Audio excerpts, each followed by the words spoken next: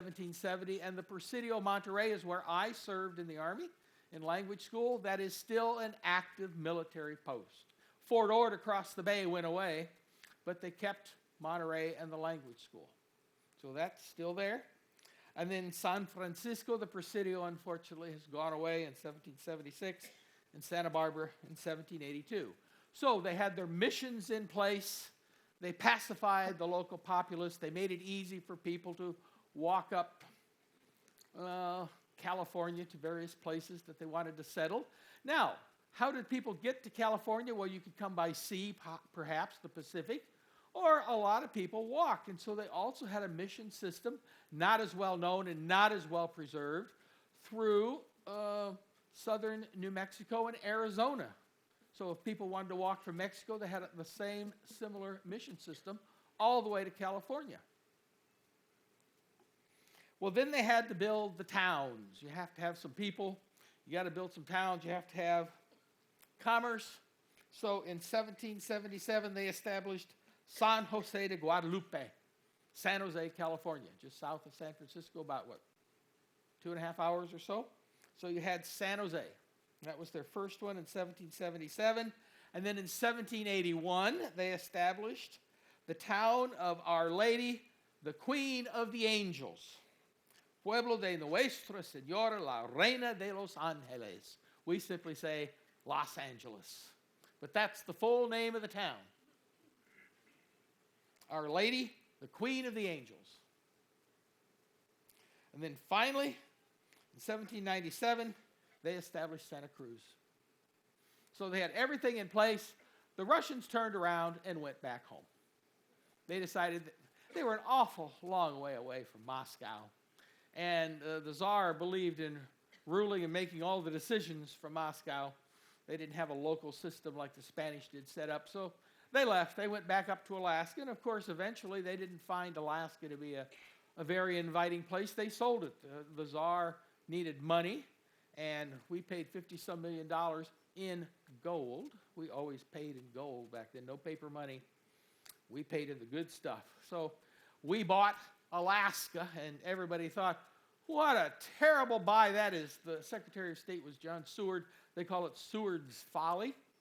They didn't know that it had gold. Well, actually, Canada had the gold, but they had to go to Alaska to get across the mountains to the Yukon to find the Canadian gold. But, of course, lately, oil. It's got a lot of oil pipeline and everything. So it turned out to be a pretty good real estate buy in the end anyway. So the Russians went away. They sold Alaska. And they retreated across the Bering Sea to Siberia.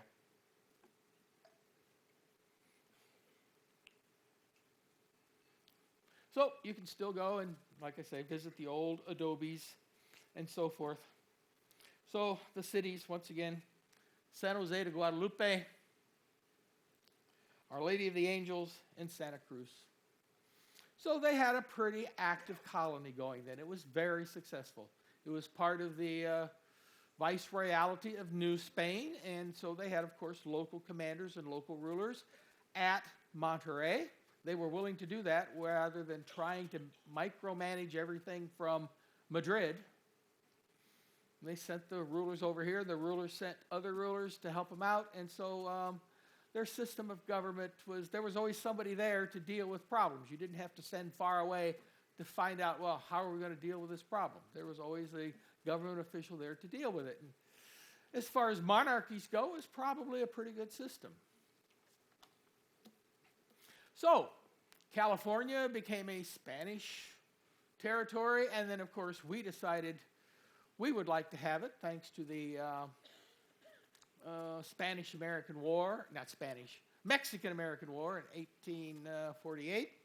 And as a result of our victory in that war, we got New Mexico, Arizona, California, and so forth. And so it became United States territory. And California today is our largest state, over 35 million people. It's, I think, the world's 7th largest economy by itself. Somebody wrote a book once about what if California separated from the United States and floated out to sea, what would be the economic effect on the United States? It would be severe. because that economy is so important to the United States and to the world. So here are some trivia questions about California. Don't shout out your answers. But what United States president was married in the Carmel Mission? The United States president was married there in 1899 in the Carmel Mission.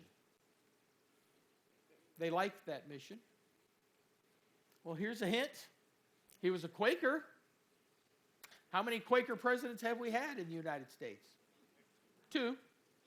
Did you know that? We had 2 Quakers. Well, how about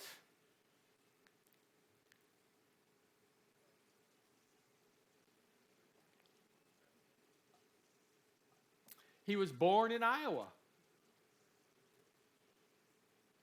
A Quaker born in Iowa, orphaned, sent to live in the West, graduated with the first class of Stanford University. His name was Herbert Hoover. Was married in the Carmel Mission. And what did he do the minute he got married to Lou Henry, who was also from Iowa, Waterloo, Iowa? They took off on a boat to Australia. He was a mining engineer, and he specialized in bringing unprofitable mines back to profitability. And he traveled all over Australia, he traveled to China, all over the world, taking care of mines. And so he became very wealthy. And when World War I broke out, he just happened to be in England. And the Germans decided to violate Belgian neutrality and cross Belgium with their armies, 3 of them, to try to outflank the French and the English and to take Paris and bring a quick end to the war. It didn't work. That was known as the Schlieffenplan. But they didn't care if they were trampling all the crops in Belgium. Germany had trouble feeding itself during the war. So they literally left the Belgians to starve to death that winter. They trampled all the crops. Herbert Hoover, using his own resources, organized food relief and kept the entire nation of Belgium alive during the winter of 1914-1915. And the grateful women of Belgium took the empty flour sacks and crocheted designs on them and sent them back to Hoover as a gift. And you can see those today. It's a very, very touching display at the Herbert Hoover Library and Presidential Museum in West Branch, Iowa, his hometown, not too far from Iowa City. And this man, unfortunately, took a hit for the Great Depression. It happened on his watch. But he was a great humanitarian. And Harry Truman brought him out of retirement after World War II, and he not only fed Belgium, he fed all of Europe for 2 years. Things after the war were kind of touch and go there for a while, and he organized food relief to keep the people in Europe, even in Germany, alive after World War II. So he may not have been the greatest president we ever had, but that was a matter of circumstance that he didn't have a whole lot to do with. But he was a great humanitarian, and he had the help of his wife, Lou Henry, from Waterloo, Iowa. Now, there's the picture of the Carmel Mission with the full name, San Carlos de Borromeo de Carmelo, simply called Carmel for short. That's where they had the wedding. Now, there's another Quaker president who was born in California. Whittier, California.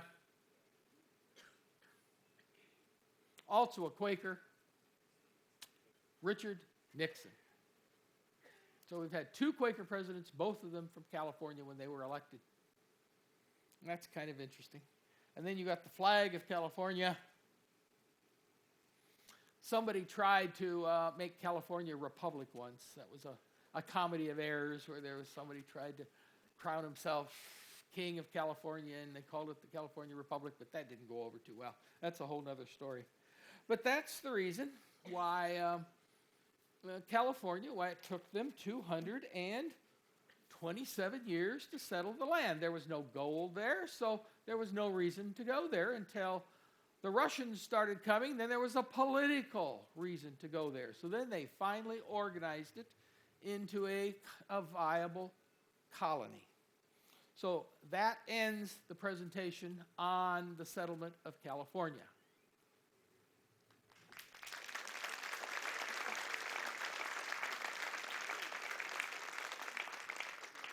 But I'm not done. This isn't going to be on the television. For your perfect attendance, I am going to give you a bonus story about Panama.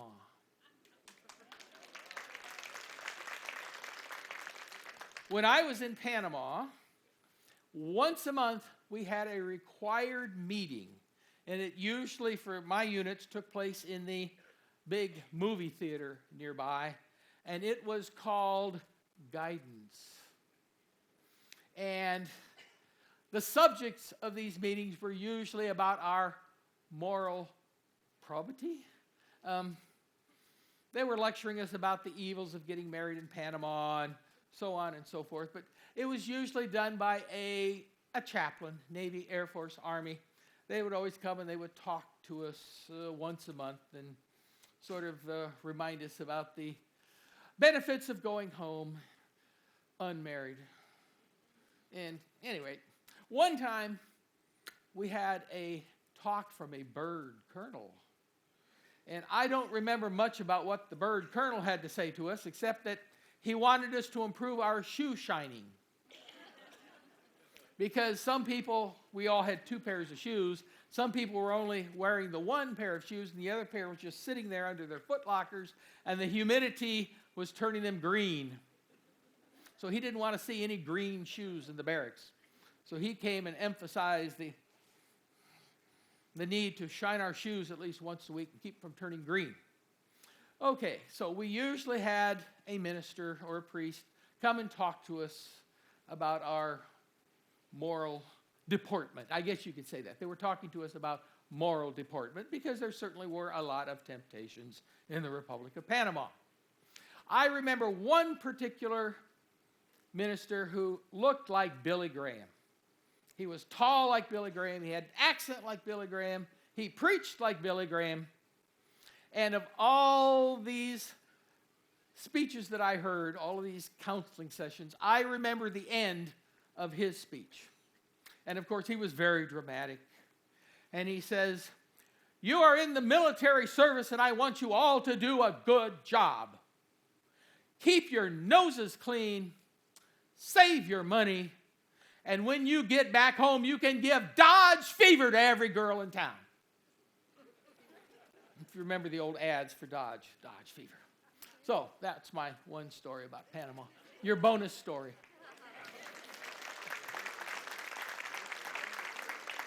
Thank you all. It's been a pleasure to talk to you every other day.